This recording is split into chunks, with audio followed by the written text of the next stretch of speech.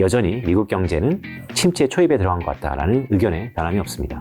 저는 뱅크런 지속될 가능성이 높다라고 봅니다. 연준이 비자발적으로 올해 하반기에 금리를 인하할 수 있을 것이다.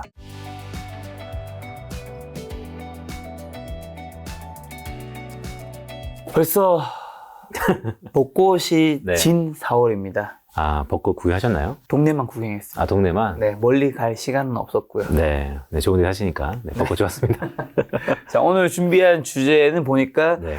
2023년 4월 매크로 다시 인플레. 네. 뭐 어떤 의미인 건가요? 1분기가 지났습니다. 네. 복귀해 보니까 뭐 우려와 아니면 네. 기회가 혼재되어 있었는데 결과적으로 미국의 빅테크들의 수익률이 네. 사상 최고의 수준을 보였다라는 네. 게 1분기의 실적 결과이고요. 이젠 작금의 상황들, 뭐 SVB 사태도 있었고 네. 그래서 기승전 다시 2분기를 시작하는 4월 달에는 네. 인플레이션으로 시장에 이목이 집중되고 있다라는 생각입니다. 따라서 오늘 전반적으로 크게 세 가지 메시지를 드릴 건데 전반적으로 4월달 매크로 점검을 한번 해보는 것이고요. 네. 소제목은 기승전 다시 인플레이션에 대해서 주목할 시기가 왔다라는 것입니다. 늘 그렇던 것처럼 앞에 대부분 하이라이트와 결론을 말씀드릴 거고요. 뒤에서는 앞에 메시지에 대해서 어느 정도 보완하는 차트에 대해서 말씀드리도록 하겠습니다. 자, 첫 번째 메시지는요. 네. 최근 뱅크런 그 이후에 본드런, 이게 펀드런 아니면 달러런까지 갈 수 있을까 없을까 얘기가 있는데 네. 어찌됐건 뱅크런과 본드런이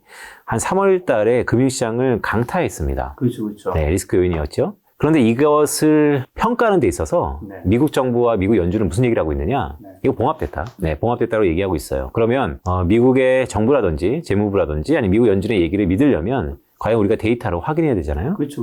그래서 어떤 데이터가 어떻게 바뀌었기 때문에 미국의 연준이라든지 재무부가 봉합됐다라고 판단하는지 그것을 데이터를 한번 점검해보자라는 말씀을 첫 번째 드리고 싶고요. 간단히 말씀드리면 아시는 것처럼 이번에 은행 간의 단기 자금 대출 프로그램, 그러니까 은행 간에 대출해줄 수 있는 프로그램을 새로 마련했어요. 그것이 BTFP라는 거, 뱅크 간의 텀 파이낸셜 프로그램이죠. 이 부분이 장기적인 대출 프로그램이기 때문에 어떻게 워킹했는지 가장 중요한데 잘 작동하고 있습니다. 네. 주간 단위로 미국 연준에서 대차 대조표 비슷하게 이 자금 흐름을 발표하는데 네. 3월 말 기준으로 놓고 봤을 때 어느 정도 워킹을 하는 것 같다. 그게 연준의 주장이고요. 네. 그럼 시장은 어떠냐? 금융시장은 이러한 빠른 대처로 인해서 금리가 반락하고 있습니다. 또한 은행 섹터의 CDS 프리미엄, 그러니까 네. 디폴트 가능성을 염두한 기회비용을 감안한 가격 자체가 내려가고 있다. 그래서 이 두 가지를 봤을 때 미국 연준이 얘기하는 것처럼 네. 뱅크런과 본드런, 그 이후에 뭐 펀드런과 달러런까지는 아니더라도 일단 사태는 봉합되고 있다는 게 첫 번째 메시지고요. 자, 그런데 근본이 달라졌는가? 봉합은 됐긴 했는데 완전한 치료가 아닌 봉합입니다. 그렇다면 근본이 무엇이었는가가 좀 점검해 볼 필요가 있어 보입니다. 저는 크게 세 가지라고 보고 있는데요. 첫 번째로는 규제 완화입니다. 규제 완화는 스토리가 있어요. 2008년 금융위기 이후에 2010년도에 도드 프랭크법이라고 해서 은행들이 다른 거 하지 말고 리스크 관리를 제대로 해라 라는 게 규제 강화 조치였고요. 이 부분이 2018년도에 트럼프 대통령, 현재 뉴욕에서 시끌시끌하죠. 이 트럼프 정부 때 규제를 확 완화시켜버렸어요. 명분은 이거였죠. 아메리칸 포스트. 중국과의 전쟁을 위해서는 규제 완화와 경기 개선을 도모해야 된다. 이것의 결과물로서 현재 실리콘밸리 뱅크의 사태라든지 아니면 유럽의 크레딧 스위스 사태라든지 대부분 은행권의 이 사태가 규제 완화 때문에 생겼다라고 보는 게 현재 바이든 정부의 스탠스입니다. 네. 자, 지금부터 어떤 일이 벌어질 거냐면 여기에 함의는요, 규제가 강화될 것 같습니다. 자, 지금 이번 SVB 사태 이후에 뱅킹에 대한, 은행 산업에 대한 이목이 집중되고 있어요. 이럴 때 은행 산업을 사야 되는 거 아닌가? 구조조정 이후에 은행 산업이 결국 베타, 즉 상승폭이 좋아질 거 아닌가에 대한 움직임이 있는 것도 사실입니다. 네. 그런데 규제가 강화되는 측면에서 은행 산업이 중장기적으로 최근에 뭐 에코프로비엠처럼 지속적인 상승을 보일 수 있을 것인가에 대해서는 한번 생각해 볼 필요가 있다. 규제 강화가 시작됐다. 근데 여기서 더 중요한 것은요, 미국에서 시작된 규제 강화가 유럽을 넘어 아시아를 넘어 전 세계적으로 트렌드 될 가능성도 우리가 배제할 수 없다는 것입니다. 자, 규제가 강화된다는 것은 효율성 측면에서 보면 상당히 제한적인 부분이에요. 그래서 이 규제 강화 흐름에 대해서 우리가 주목해 볼 필요가 있다는 게 첫 번째 포인트고요. 두 번째 포인트는 이번에 SVB 사태에 깜짝 놀랐던 것은 뱅크런의 속도였어요. 이렇게 빨리 뱅크런이 나타난 적이 없거든요. 물론 좀 더 자금을 인출할 수 있는 채널들이 다양화됐다라는 것도 일각에 있는 이유이지만 더 중요한 것은 경기 침체에 대한 우려가 동시에 촉매 역할을 했다라고 보고 있습니다. 아시는 것처럼 저는 지난해 연말부터 계속해서 미국 경기는 침체 초입에 들어갔다라는 말씀을 드리고 있어요.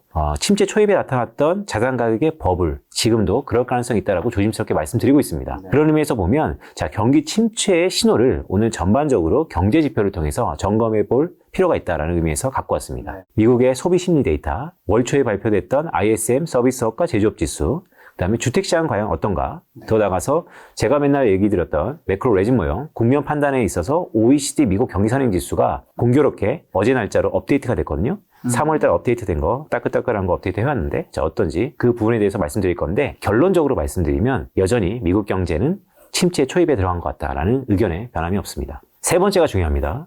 앞에 말씀드렸던 것처럼 뱅크런이 봉합됐다라는 것이 연준의 주장. 하지만 근본적인 게 달라졌느냐? 달라진 게 없다. 오히려 규제는 강화되고 있고 경기 침체 우려는 확대되고 있다. 자, 그렇다면 봉합 사태가 어느 순간에는 다시 한번 약한 고리가 끊어질 수 있다는 우려감이 있습니다. 그런 의미에서 금리이죠. 규제 완화 경기 침체에 대한 우려도 있었지만 가장 직결적인 영향력은요. 금리가 너무 높아졌다는 것입니다.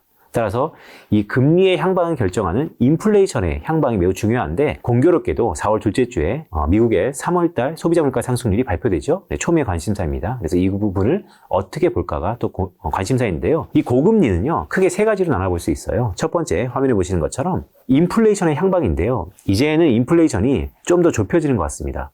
물건값도 있고 서비스 가격도 있는데 그 중에서도요. 비거주, 이 거주는 외국인과 내국인이 아닙니다. 하우징입니다. 주택을 제외한 근원 서비스 물가가 어떻게 되는가? 이거 하나만 보면 앞으로 미국의 인플레이션 향방을 우리가 가늠할 수 있습니다. 그런데 비거주 근원 서비스 물가가 임금 상승률에 의해서 결정되기 때문에 자, 오늘 녹화일 기준으로 내일 미국의 노동통계국 고용지표가 발표되죠?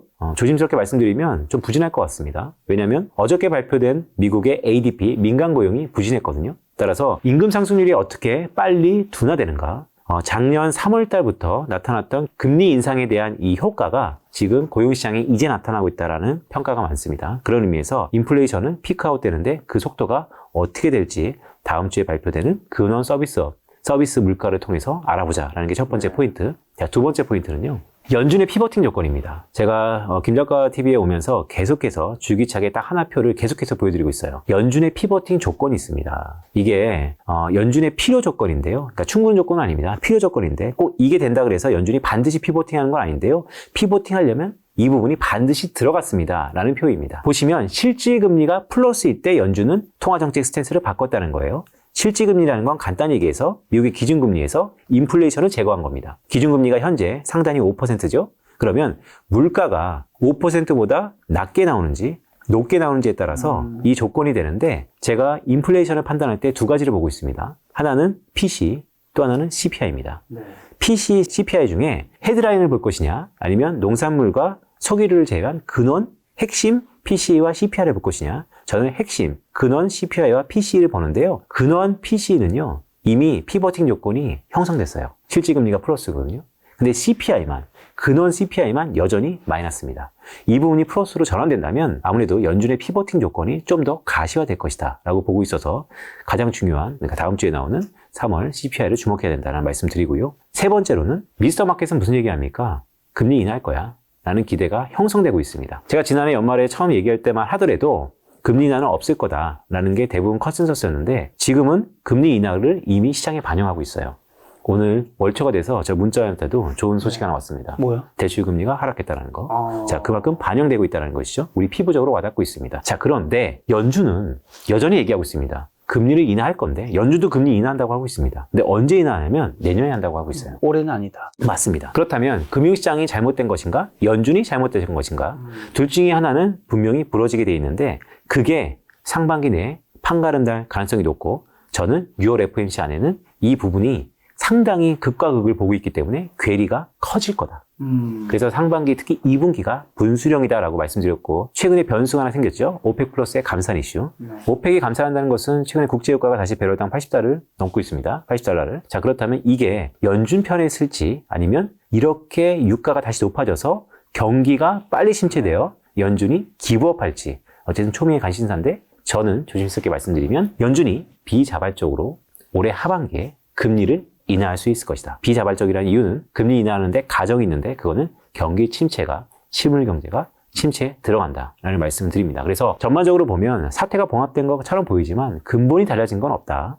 이 금리의 향방이 매우 중요한데 기승전 인플레이션이다. 결국 경기 침체 감안 시 이게 이제 팩트로 들어온다면요. 여기가 좀 바뀐 뷰입니다. 그전에는 연준이 한번 금리를 인상하든지 인하하면요. 적어도 1년에서 2년에 걸쳐서 스탠스가 지속됐었어요. 작년 3월 달에 금리를 인상했기 때문에 여지껏 계속해서 인상 트렌드 아닙니까? 근데 앞으로 벌어지는 경기 침체 감안 시 올해 하반기 내년도에는 연준의 통화정책 스탠스가 좀 바뀔 것 같습니다. 금리 인하와 인상이 반복될 것 같습니다. 이게 조금 중요한 의미를 갖고 있다고 보고 있고요. 왜냐하면 금리가 한번 인하되면 금융시장의 기대는 과거와 똑같이 500bp, 즉 기준금리가 5%이기 때문에 한번 인하하면 적어도 500pp는 인하할 거다라는 기대가 있을 거예요. 왜냐하면 매년 그렇게 해왔기 때문에. 그런데 이번에는 금리를 인하하다가 상당 부분 중단되고 동결 다시 인상이 반복될 것 같다. 따라서 이 부분들이 변동성을 야기하면서 결국 또 다른 전략의 트렌드의 변화를 가져올 수 있을 것이다 라는 말씀을 드립니다. 전반적으로 4월 달에는요.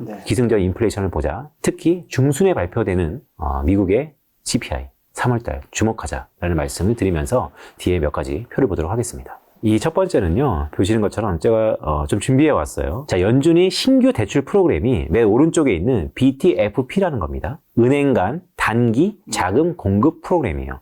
원래는 없었어요. 원래는 연준이 QE와 QT와 DW만 있었습니다. QE와 QT는 잘 아시겠죠? 양적 완화로 돈을 풀어주는 거, 풀어준 돈을 다시 담아오는 거, QE와 QT인데 DW는 재할인율 창구라 그래서 디스카운트 윈도우라는 얘기를 하는데요. 이게 그건 뭐냐면요. 은행들이요. 시중은행들이 돈이 필요할 때 연준한테 담보를 맡기고 돈을 빌려왔던 창구입니다. 그런데 이게 이번에 작동을 안 했어요.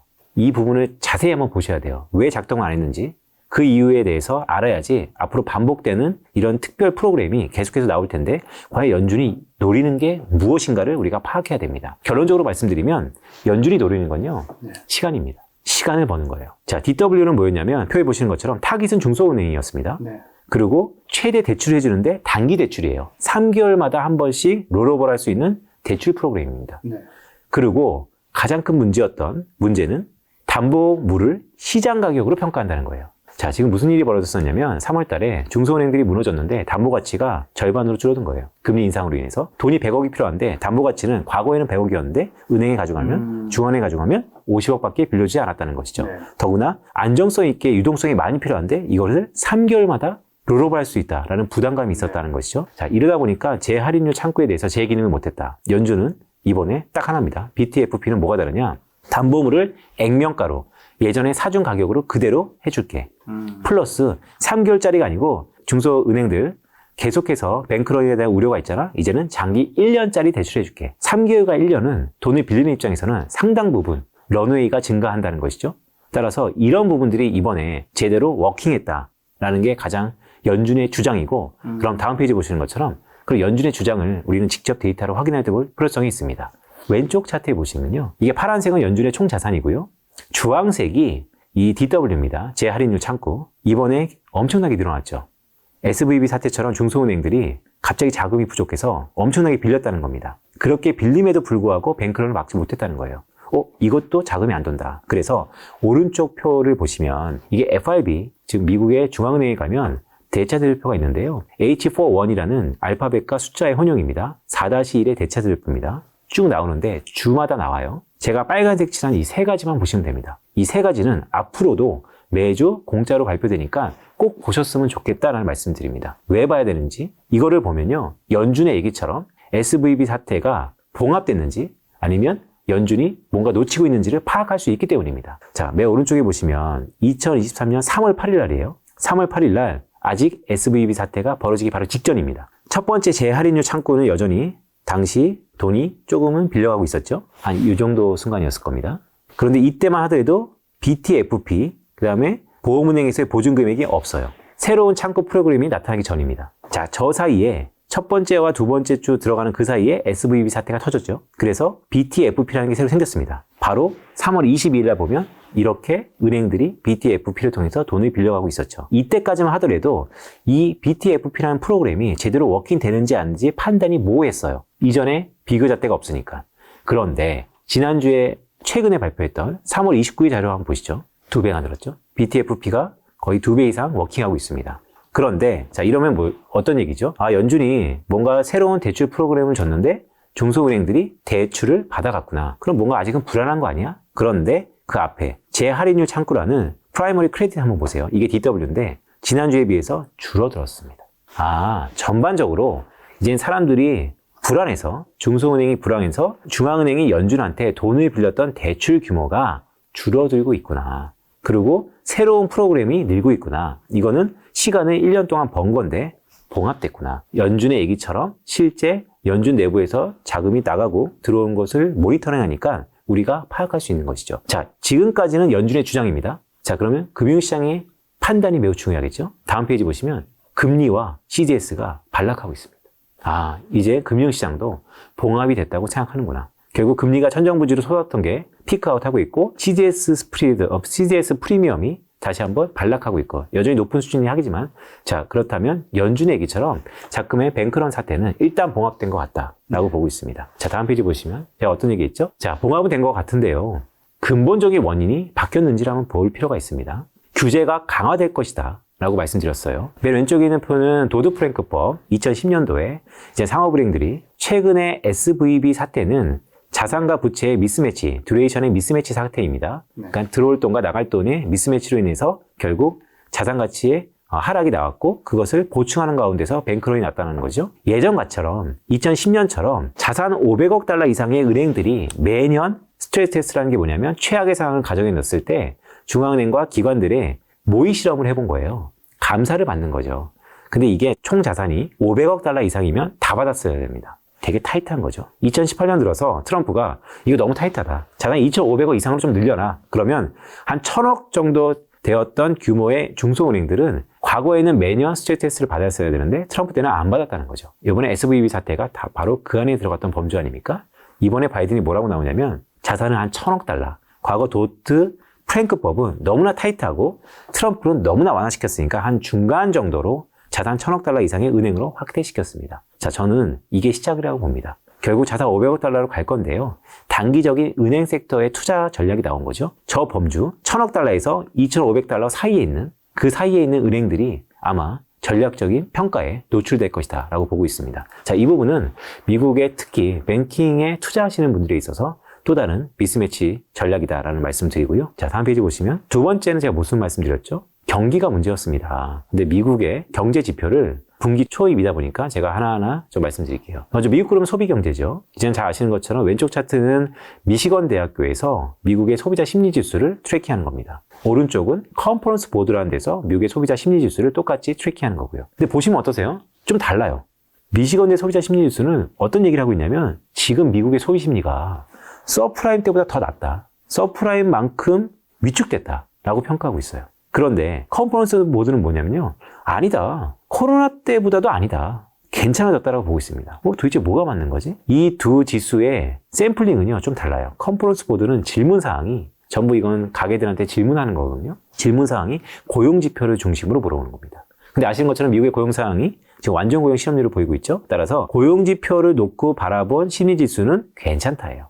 그런데 미시건대 소비자 심리지수는 가계 지출 단위, 진짜 소비를 얼마나 하는 것을 물어보면서 파악한 심리지수입니다. 이건 최악이라는 거예요. 자, 뭐가 맞을까? 제가 다년간에 여의도에서 이코노미스트 할 때 이 두 가지를 산술평균해서 둘 다 바라봤습니다. 둘 다 감안해서 보면 어떤 게 있냐면요. 첫 번째, 심리 안 좋다. 두 번째, 금융위기 때까지는 아니더라도 코로나 때보다는 안 좋을 거다. 그래서 이 두 가지를 감안해 봤을 때 현재 미국의 소비 심리는 위축되고 있다는 게 첫 번째 신호입니다. 다음 페이지 보시면 자 이제 소비를 봤으니까 기업을 봐야겠죠? 미국의 기업은 어떠냐? 자 4월 초에 미국의 경제지표가 부진하다는 말씀 많이 들었죠? 실제 부진하게 나왔습니다.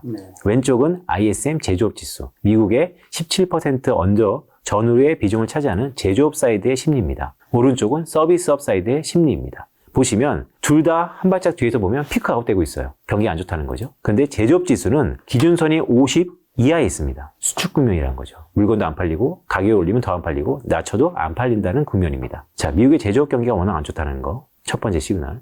두 번째 오른쪽 보시면 서비스업은 어떠냐? 서비스업은 최근에 반등하다가 다시 내려오고 있습니다. 왜 내려왔냐면 3월달에 무슨 일이 벌어졌죠? 미국의 중소기업 뱅킹 서비스가 무너졌죠. 그대로 반영되고 있다. 그리고 안에 있는 세부 지표들도 다 안 좋아요. 자, 심리지수가 실물 경기에 적어도 2분기 정도 선행합니다. 1분기에서 2분기. 앞에 소비심리도 그렇고 ISM 지수도 그렇고 무엇을 가리키냐? 올해 하반기 3분기냐 4분기냐? 아직은 무게중심에 따라 좀 다르지만 미국의 실물 경제가 빠르게 위축될 수 있다는 것을 여전히 보여주고 있습니다. 여러분들 애틀란타 연준에서요. GDP Now Forecast라고 해서 매일 나오는 경제 지표를 감안해서 GDP를 미리 전망하고 있어요. 최근에 빠르게 내려가고 있습니다. 네. GDP Forecast 자체도 경기 침체를 예고하고 있다는 말씀드리고 있고요. 자, 세 번째입니다. 주택시장입니다. 이걸 딱 보시면 두 가지 시각이 있으세요. 첫 번째는 미국의 NHB라는 주택기관에서 주택 서베이 지수입니다. 피크아웃 되고 있죠. 오른쪽에. 하지만 코로나쯤 내려왔는데 다시 한 3, 4개월 반등하고 있습니다. 이거 왜 반등했냐? 첫 번째는 금리가 최근에 안정세를 보여서 바로 반응하고 있어요. 근데 두 번째는요. 미국의 주택시장 지수는요. 미국의 주택 관련된 모니터링을 하는 지수입니다. 그런데 미국은 잘 보시면 미국 경제가 괜찮다라는 것의 논리 중에 하나는요. 미국 가계부채가 디레버리징이 끝났다라는 논리가 있어요. 미국 가계가 부채가 없습니다. 그러니까 금리가 아마 올려봤자 이런 주택 관련된 거주지 주택은 괜찮다라는 게 논리예요. 저도 미국의 가계의 디레버리징이 거의 끝났고 워낙 가계 부채 수준이 낮기 때문에 금리에 대해서 한국처럼 그렇게 심각하진 않을 거예요. 근데 뭐가 문제냐면요. 이 NHB 주택 시장 지수에 대부분 사각지대에 있는 게 상업용 모기지입니다. 상업용 모기지는 다음 페이지 보시면 이미 시작되고 있다. 침체가 시작되고 있다라고 보고 있고요. 오른쪽 차트 보시죠. 오른쪽 테이블에. 이것은 미국의 모기지, 상업용 모기지의 연체율 변화예요. 표에 보시면.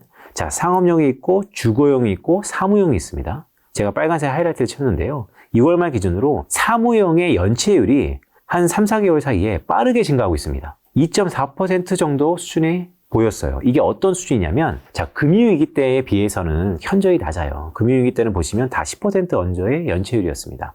그런데 지금 팬데믹 상황이 2.66%였죠?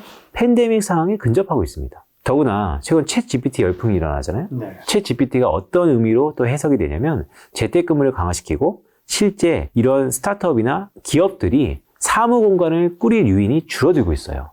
더 공실률이 높다는 것이죠. 자, 연체율이 더 지속되고 높아질 수 있다. 그런데 그 바로 아래 막대 그래프를 보시면 이 상업용의 대출은요. 대형은행보다 중소은행에 좀 더 포커스온 돼 있어요. 자, 그럼 이제 어떤 일이 벌어지냐? 이렇게 할 수 있는 거죠. 자, 미국의 주택시장의 전반적인 경기는 나쁘지 않습니다. 네. 오히려 반등하는 것 같아요. 그런데 이거는 대부분 주거용입니다. 문제는 상업용입니다. 상업용의 대출이 규모가 어느 정도일지는 그 누구도 아직은 파악할 수 없습니다. 실제 왼쪽 차트에 보시면 이거는 미실현 손익, 그러니까 아직 금리 인상을 전부 다 반영하지 않은 미실현된 손익을 보면 어마어마하게 커요. 네, 미실현 손익이 어마어마하게 큽니다. 기존의 국채보다도 거의 5배 이상 큰 상황이에요. 근데 이 대부분을 누가 떠안고 있다? 미국의 그나마 탄탄한 대형은행이 아니고 중소은행이 떠안고 있다. 자, 이것은 SVB 사태가 봉합됐습니다. 네. 봉합이라는 거죠. 약한 고리들이 계속해서 나타날 개연성이 있다. 라는 말씀 드리고요. 이것은 업데이트 해왔습니다. 어저께 3월달께 업데이트 됐는데요. 보시면 이런 거예요. 제가 지난해 연말부터 저는 경기 침체를 무엇을 기준으로 보는가? 제가 바라보는 모형은 OECD 경기 선행지수와 PMI 지수를 혼용한 겁니다. 여러분들의 이해를 돕기 위해서 OECD 경기 선행지수를 갖고 왔는데요. 해프닝이 있었죠. OECD 경기 선행지수가 연말 연초를 넘어오면서 개편됐어요. 실제 OECD 전반적인 경기 선행지수는 더 이상 발표하지 않습니다. 이제는 G20 플러스 스페인 정도가 발표되는데요. 미국의 OECD 경기 선행지수입니다. 미국의 OECD 경기 선행지수를 보면 이 하단에 있는 파란색 표준펀치 -1 그게 터치됐을 때 과거 빗금치라는 게 미국의 경기 침체 기간인데요. 8번의 경기 침체 기간에서 7번 다 경기 침체를 맞이했다는 거예요. 이번에도 그 신호가 잡히고 있다는 겁니다. 단 지금부터 되게 잘 들으셔야 되는데 96년도 한번 보세요. 이때랑 지금이 비슷해질 가능성이 있습니다. 이때는 터치를 했는데요. 한두 달 터치하고 바로 경기 침체에 대한 우려가 없어지고 경기 호황으로 바뀌었다는 거죠. 그때랑 지금이랑 비슷한 신호가 나오고 있어요. 왜냐하면 2월달이 1월달보다 3월달이 2월달보다 하락폭은 하락폭인데 하락폭조차가 줄어들고 있어요. 그래서 이게 언제 턴어라운드 될지를 유심히 봐야 되는데요. 네. 물론 매크로 데이터가 좀 렉가 있죠. 늦은 감이 있죠. 하지만 기준을 정하는데 매우 중요합니다. 근데 아시는 것처럼 90년대 후반에 미국에 무슨 일이 있었죠? IT 혁명이 있었습니다. 지금 무슨 일이 있죠? 챗 GPT가 있습니다. 네. 그래서 저는 저희 전망이 틀릴 가능성 더 나아가서 경기가 침체가 아니고 바로 노 랜딩 가능성은 바로 이거 하나다. 효율성이 개선되느냐? 과거 90년대 후반의 경우가 아니라면 8번 중에 7번은 다 경기 침체가 왔었다. 지금도 그런 시그널이 뜬다. 그래서 저는 경기 침체라고 말씀을 드린다. 하지만 변수가 생기고 있다. 이 OECD 경기 선행지수가 매월마다 중순에 업데이트가 되는데 3월달이 2월달보다, 2월달이 1월달보다 하락폭은 줄어들고 있다. 그래서 한번 보시죠. 왜냐하면 이 경기 선행지수도 좀 더 아카데믹하게 말씀드리면 금융 환경을 대변하는 선행지수가 있고요. 실물 경기를 대변하는 선행지수가 있어요. 실물 경기를 대변하는 선행지수는 계속해서 안 좋아지고 있는데 금융 상황을 설명하는 선행지수가 개선되고 있어서 착신가 아닌가는 여전히 봐야 됩니다. 그래서 저한테 지금 이 순간 경기에 대해서 평가해라, 판단해봐라 라고 하면 저는 여전히 경기 침체 가능성이 있다라고 말씀을 드린다라는 말씀을 드립니다. 근본적인 세 번째 이유가 뭐였죠? 물가였습니다. 오늘은 물가를 좀 자세히 말씀드리겠습니다. 미국의 물가는 두 가지가 있습니다. CPI와 PC가 있습니다. 소비자 물가 상승률과 가계지출, 개인소비 지출이 있습니다. 뭐가 중요할까? 둘 다 중요합니다. 국가 간의 물가를 비교하려면 CPI입니다. 그런데 미국 연준이요. 어떤 얘기를 하고 있냐면 미국 연준은 통화정책을 결정하는데 크게 두 가지 목적이 있습니다. 그 이중채무, 듀얼 먼데이트라고 하는데 그것을 판단하는 잣대로 미국의 수많은 소비자 물가 지표 중에서 PC를 봅니다. 그 중에서도 핵심 PC를 봅니다. 그래서 핵심 PC가 중요합니다. 그런데 왼쪽 차트에 보시면 이것은 가중치입니다. CPI랑 PC가요. 근원재와, 그러니까 근원이라는 것은 농산물과 원자재, 국제유가 같은 거를 제외한 실제 물가를 움직이는 것 중에서 물건값입니다. 물건의 비중이 CPI랑 PC는 비슷해요. 그런데 뭐가 다르냐? 보시면 비주거 근원 서비스 보세요.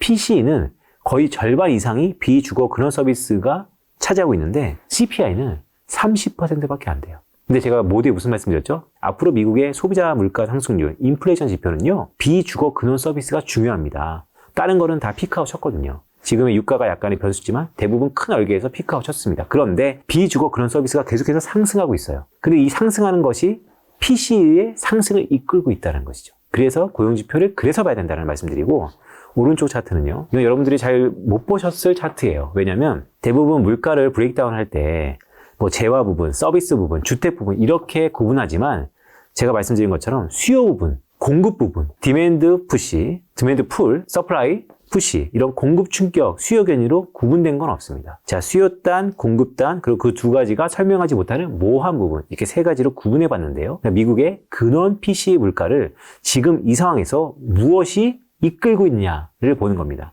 보시면 공급 충격은 회색인데요.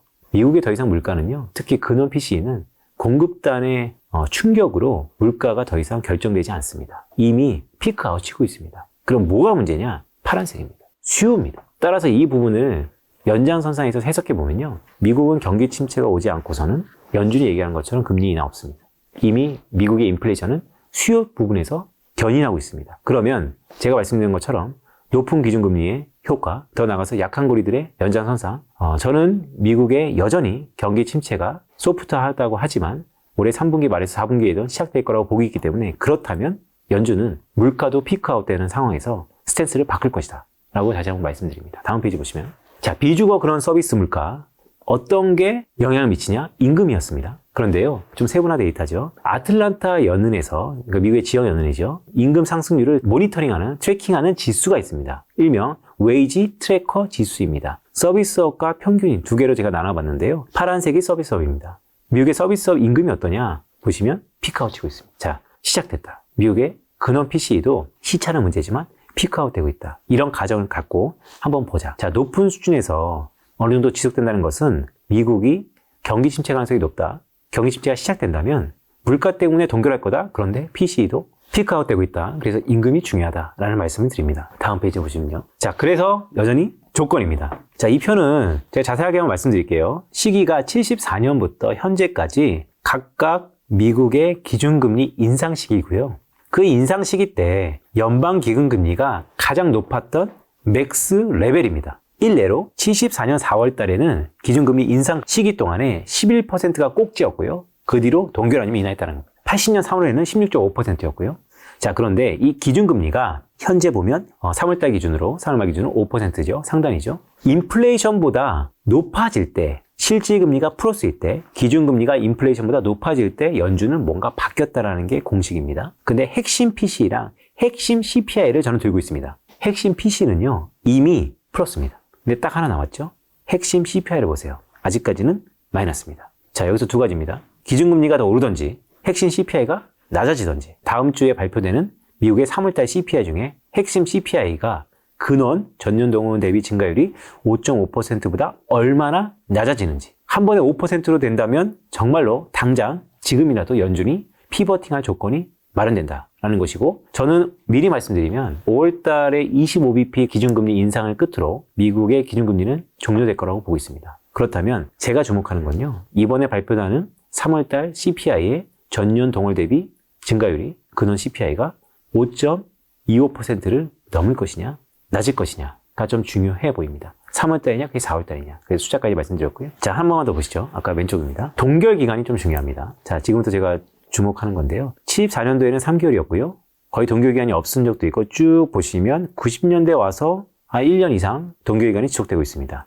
자, 패턴이 있습니다. 70년대부터 80년대 중후반까지는요. 기준금리 수준이요. 높아요. 대부분 19% 간 적도 있고요. 대부분 두 자릿대죠. 이렇게 기준금리 수준이 높을 때는 동결 기간이 짧습니다. 근데 90년대 후반부터 기준금리 수준이 내려가죠. 그럴 때는 동결 기간이 깁니다. 그러면 지금 5%인데 미국의 기준금리 수준이 높냐 낮냐를 보면 될 것 같습니다. 앞으로 연준이 기준금리 인상을 멈춘다면 동결 기간을 짧게 가지고 갈 거냐 길게 가지고 갈 거냐 지금의 금리 수준이 높으냐 낮으냐를 보면 되는데요. 이때 매크로 쪽으로 해석하는 기준이 있습니다. 그게 내추럴 레이트라는 중립금리예요. 미국의 잠재 성장률을 감안했을 때 현재 5%가 높은 수준이냐 낮은 수준이냐 연준은 무슨 얘기하고 있냐 4.4%가 지금 내추럴 레이트라고 하고 있습니다. 즉 최근에 챗 GPT 때문에 골드만삭스는 미국의 경제 성장률을 확 높여놨죠. 그러니까 잠재 성장률이 높아지는 것을 감안하고 있지만 그 부분은 아직까지 반영하지 않고 차트에 넣고 봤을 때 현재 5%는 미국의 체력을 감안했을 때 높은 수준이다. 과거의 높은 수준이 어땠냐? 동결 기간이 짧았다. 그래서 저는 5월 달에 미국의 금리 인상이 종료되고 일정 기간 짧은 동결 기간을 갖고 인하 가능성이 하반기에 있다라는 말씀을 그래서 드리는 거다라는 말씀을 드립니다. 연준은 계속해서 얘기하고 있습니다. 네, 화면에 보시는 것처럼 왼쪽이 다 플랫입니다. 작년 연말 12월 달, 그다음에 올해 3월 달 크게 바뀌지 않았죠. 플럭추에이션은 좀 바뀌었지만 근데 뭐가 중요하냐면 중간값이 똑같습니다. 5.1%. 그러니까 올해 연말에 연준의 기준금리 상단이 5.1%라고 연준은 얘기하고 있습니다. 5.1%가 좀 낯설죠. 현재 5%니까. 그러니까 한 번 더 기준금리 인상하는 것만 연준이 얘기하고 있고요. 내년도에는 100bp, 그러니까 한 25bp씩 4번의 금리 인하를 분기마다 한 번씩 한다는 거죠. 예고하고 있습니다. 연준 얘기고요. 금융시장은 어떠냐? 오른쪽 차트에 보시면 이게 금융시장이 바라보는 컨센서스인데요. 제가 빨간색으로 밑금 쳐놨죠. 6월 FOMC, 즉 상반기를 끝으로 금융시장은 인하한다라고 베팅하고 있습니다. 자, 둘 중에 하나는 부러질 겁니다. 저는 미스터 마켓이 좀 더 의미 있지 않을까? 하지만 금융시장이 바라보는 거하고 제가 좀 다른 거는 가정이 있다, 경기 침체다라는 말씀을 다시 한번 드립니다. 자, 장단금리 역전 확대입니다. 제가 일부러 10년물을 기준으로요, 다 갖고 왔어요. 파란색은 3개월과의 스프레드고요. 2년물과의 스프레드, 5년물과의 스프레드, 7년물과의 스프레드입니다. 지금 전 구간에서 5개월 연속 역전입니다. 전 구간에서 역전된 이후에는 보시죠. 빗금 치는 거 항상 경기 침체가 왔었다. 이 역시도요. 여기 보시면 96년도 이때랑 지금이랑 앞에 얘기했던 제가 갖고 있는 OECD 미국 경기 선행 지수는 비슷해요. 근데 뭐가 다르냐? 장단기 금리차가 다릅니다. 자, 그래서 저는 여전히 경기 침체 가능성을 높게 보고 있다는 말씀을 다시 한번 좀 드립니다. 자, 이 부분은 제가 지난해 연말에 가져왔던 그림인데 매달 업데이트 드리고 있어요. 1970년대 미국의 소비자 물가랑 2020년대의 미국의 소비자 물가가 비슷한 패턴을 보일 개연성이 있다는 것입니다. 그때도 낙타 등이라고 하는 두 번의 인플레이션 피크가 있었습니다. 물론 오일 쇼크라는 큰 대전제가 있었지만요. 근데 이 차트가 의미하는 거는요. 여러분 가로축을 보셔야 되는데요. 70년도에 1년에 걸쳐서 물가의 트렌드가 변했다면요. 지금은요. 6개월입니다. 즉 그때보다 속도가 빨라졌다는 게 포인트입니다. 자, 미국의 중앙은행은 어떤 얘기를 할까요? 예를 들어서 올해 하반기에 경기 침체된다? 금리를 낮출 개연성이 있다라고 저는 보고 있고 다만 과거 70년대와 똑같이 여전히 중국의 리오프닝, 챗 GPT 다양한 변수들이 있기 때문에 또한 큰 패러다임의 시프트 이 부분도 이제와 달리 블록화 경제에 결국 비용 상승을 나타낼 개연성이 높기 때문에 다시 한번 인플레이션이 높아진다면 연준은 인하와 인상을 반복할 것이다. 여기서 우리가 한 단계 더 나가서 제가 이 부분은 좀 더 연구를 하고 있는데요. 자, 이 인하와 인상이 반복된다면 과연 이 큰 상단이 높아지면서 인하와 인상이 반복되는지, 낮아지면서 인상과 인하가 반복되는지가 앞으로 가장 중요할 것 같습니다. 매크로 포인트는 그게 가장 중요하다고 보고 있고요. 다만 지금 제가 드릴 수 있는 콜은 일단 인상과 인하가 반복될 개연성이 높아지는 국면에 들어간 것 같습니다 라고 조심스럽게 말씀드리는 거고, 앞으로 차차 정말로 금리 인하가 가시가 된다면 그러면 그 트렌드가 올라가면서 인상 인하가 반복되는지 내려가면서 인상 인하가 반복되는지 그 중요한 시그널을 한 번 더 연구하겠다라는 말씀도 조심스럽게 드립니다. 자, 전반적으로 보면 기승전 인플레이션, 자금의 상황들이 봉합되면서 다시 한번 물가 향방에 대해서 시장의 이목이 집중되고 있다. 더구나 4월 중순에 나오는 미국의 소비자 물가 상승률 주목할 필요가 있다라는 말씀을 드립니다. 그리고 또 4월에 중요한 일정이 있나요? 네, 있죠. 지금 미국 얘기 많이 했는데요. 네. 결국 한국은 어떠냐. 공교롭게 4월 11일 날 한국의 기준금리 결정이 있습니다. 네. 지금 기준금리가 한국이 3.5%로 동결 2개월 정도 지속되고 있는데요. 가계부채 때문에 여전히 동결할 거냐. 네. 아니면 최근에 한국의 경제에 녹록치 않죠. 무역 수지 계속해서 적자폭이 확대되고 있고요. 한국의 경제 성장률을 주요 IMF, OECD 전부 다 하향 조정하고 있습니다. 그렇다면 한국의 중앙은행이 지금의 상황을 위험하게 인지하고 뭔가 다시 한번 유동성을 풀어야 되는 거 아닌가에 대한 논의가 시작될 건데, 저는 한국도 기준금리 인상은 이미 끝났다. 기준금리 동결뿐만 아니고 한국도 하반기에 기준금리 인하 가능성이 있다라고 조심스럽게 말씀드리고 있습니다. 네. 4월 11일 날 있는 한국의 금통위는 조심스럽게 동결, 하지만 하반기에도 한국은 기준금리 인하 가능성이 좀 더 높아질 거다라고 보고 있습니다. 자, 그럼 아까 전에 이제 뱅크런 말씀해 주셨는데, 네. 미국 은행들의 좀 파산은 앞으로도 네. 좀 계속 이어질까요? 아니면 이제 좀 잘 완화가 되는 걸까요? 좋은 질문입니다. 네. 오늘 처음에 표를 보여드리면서 BTFP, 새로운 창구가 나타났다고 했죠. 네. 근데 문제는 이게 대출이에요. 네. 공짜가 아닙니다. 네. 그냥 삼각해준 게 아니고 언젠가 갚아야 됩니다. 그리고서 이것의 포인트는 기간에 벌었다는 겁니다. 그 기간 동안에 다시 갚을 수 있으려면요, 내려갔던 잠보자산 가치가 복귀하든지 금리가 내려가야 됩니다. 근데 금리가 내려가면, 정상 상태에서 내려가면 뱅크런은 없어질 겁니다. 그런데 경기 침체가 오면서 내려갈 가능성이 높기 때문에 저는 뱅크런이 지속될 가능성이 높다라고 봅니다. 그럼 뱅크런이 지속되면 뭐 많은 분들이 좀 걱정하실 금융 시스템 위기로도 갈 수 있는 건가, 아니면 그 정도까지는 아닌 것 같던가요? 시스템적 위기가 아니라고 보고 있습니다. 왜냐하면 네. 연준이 마련하는 이 빠른 대처가 워킹하고 있기 때문에 네. 봉합은 됐는데 최근에 소소하게, 네. 큰 얼개는 아니지만 약한 고리들이 있잖아요. 그런 중소은행들의 잦은 뱅크런은 그런 거는 계속해서 수면 위로 부각될 것이다 라고 보고 있습니다. 자, 그러면 이제 하반기에는 이제 금리 인하를 좀 전망하고 계시는 위원님께서는, 네. 그럼 주식 시장은 네. 우리 좀 어떻게 좀 바라보고 어떻게 좀 투자해야 될까요? 지금 이런 상황에서는. 네. 그러니까 사실, 제가 말씀드린 것처럼 적립식 투자가 매우 유효하죠. 왜냐하면 타이밍을 맞추는 게 매우 어렵기 때문에. 하지만 매달 동일한 비중으로 살 것이냐, 아니면 좀 더 많이 사고 적은 달이 있을 것이냐에 대해서 저는 주안점을 드리고 있는 상황이고요. 경기 침체 큰 파도가 오고 있습니다. 다소 사는 비중 자체를 좀 줄여갈 가능성이 높다라는 말씀을 드리면서, 매크로 측면에서 자산군은 이렇게 말씀드리고 있어요. 지난해 연말에 제가 금 가격을 말씀드린 적이 있어요. 그때 당시도 온스당 1,500불이었는데 벌써 2,000불이 넘었죠. 여전히 금 가격은 유효하다고 보고 있습니다. 왜냐하면 판이 바뀌었기 때문에. 뉴노멀은 끝났습니다. 제가 지난해 넥스트라는 책에서도 말씀드렸던 것처럼 이젠 중물가 중금리 시대입니다. 하지만 성장은 다시 한번 낮아질 개연성도 있어요. 국가마다 다르니까. 그럼에도 불구하고 물가는 이제는 중물가 중금리라는 게 인플레이션 해치 수요가 여전히 있을 것이다. 그래서 금 가격이 좀 좋아 보인다는 말씀을 계속해서 드리면서, 인플레이션 해치에 대한 수요는 자산 가격에 계속해서 녹아져 있을 것이다. 자, 그러면 이제 혹시 부동산은요? 네, 부동산은 저보다 김 작가 TV가 훨씬 더 잘 아시지만 저는 이렇게 생각하고 있어요. 요즘에 임장 가보시면 또 약간 활발해요. 다시 한번 거래가 좀 살아나는 듯한 모습을 보이고 있습니다. 거래량은 좀 늘어나긴 했더라고요. 그렇죠. 금리가 또 반락하고 있는 것이죠. 자, 여기서 대출을 풀어질 거라는 강한 베팅도 들어가는 것 같아요. 과거 초이점스 때도 항상 그랬다라는 것처럼. 더구나 우리가 누구나 갈 수 있는 상급지의 가격 하락폭이 크다 보니까 지금 어느 정도 매물대가 형성되는 것 같습니다. 그러면 하단을 다질 개연성이 있는 것이죠. 자, 저도 되게 고민입니다. 왜냐하면 이렇게 조정받다가 다시 한번 버블이 나는 것인가?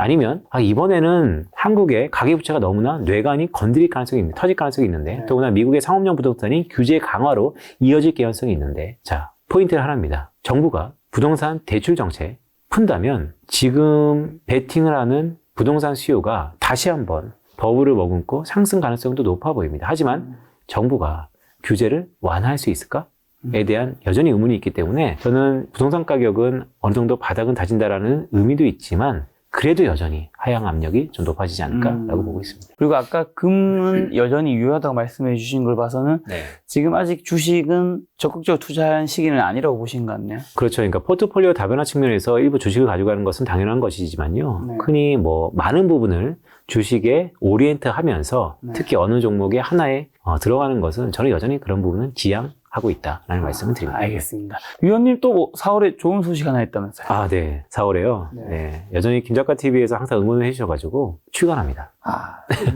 두 번째 책인가요? 맞습니다. 네. 근데 이번에는 다시 한번 초심으로 돌아가자라는 말씀을 드리면서 네. 기본서를 냈습니다. 경제지표 활용법이고요. 기본서긴 한데요. 이 기본서가 투자 기본서입니다. 그러니까 매크로 투자에 대한 회의론이 있죠. 어렵다라는 회의론이 있습니다. 네. 근데 제가 처음에 프롤로그에도 썼지만 어려운 것이지 불가능한 건 아닙니다. 더구나 경제지표가요. 간단히 말씀드리면 두 가지로 나눌 수 있어요. 소프트 데이터와 하드 데이터. 선행지표와 실질 데이터. 근데 이렇게 구분한 책들은 꽤 있습니다. 근데 이번 책에서는 뭘 다뤘냐면요. 이 선후 관계를 다 링크 시켜놨습니다. 어떤 소프트가 어떤 하드 데이터의 선행지표인지를 링크 시켜놨고 그것을 국가별로 구분해놨습니다. 미국은 이런 소프트가 이런 하드, 중국은 이런 소프트가 이런 하드. 그래서 그것을 통해서 투자에 어느 정도 철학을 정립할 수 있는데 조금은 도움이 된다라는 말씀을 드리면서 4월 19일 날 출간이니까요. 네, 좋은 관심 부탁드립니다. 알겠습니다. 우리가 이런 경제방송에서 이런 매크로 이야기 많이 듣는데 그런 선후 관계를 좀 더 제대로 이해할 수 있는 책이 되지 않을까라는 생각이 들었습니다. 오늘 만난 손님은 빈센트 위원님이었습니다. 지금까지 여러분 소중한 시간 함께해 주셔서 정말 감사합니다. 오늘도 김 작가였습니다. 고생 많으셨습니다. 고맙습니다.